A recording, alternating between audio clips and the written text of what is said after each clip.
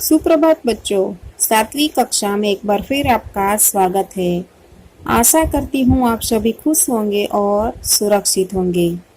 आज हम सीखने वाले हैं हमारी 5वीं कविता, जिसका नाम है हिंद देश के निवासी, जो हम आगे थोड़ा सीख चुके हैं और बाकी की कविता आज सीखने वाले हैं।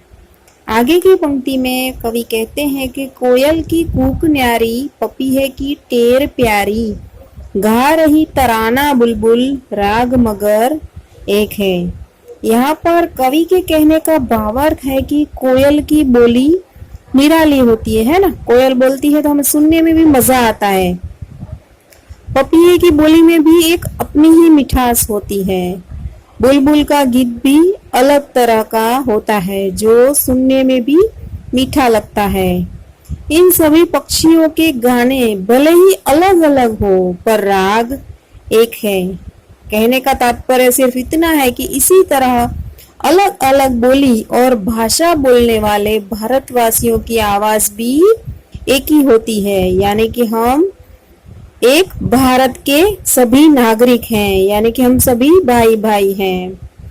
आगे नदियों का उदाहरण देते हुए कवि कहते हैं कि गंगा यमुना ब्रह्मपुत्र कृष्ण कावेरी, जाके मिल गई सागर में, हुई सब एक है।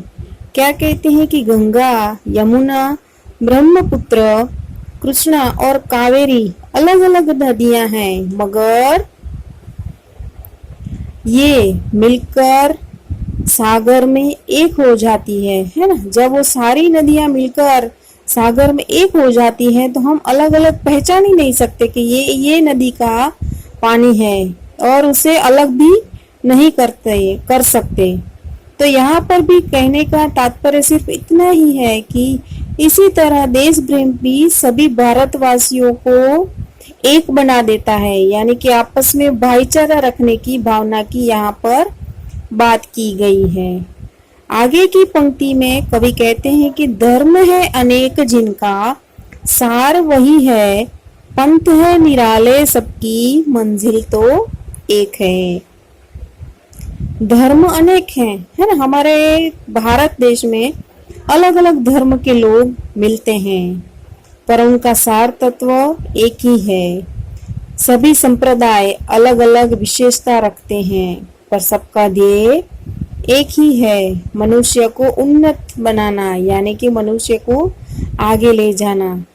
इसी तरह सभी भारतवासियों का लक्ष्य भी एक ही है, अपने देश की उन्नति करना, और यह हमारा ध्येय हमें कभी नहीं भूलना चाहिए।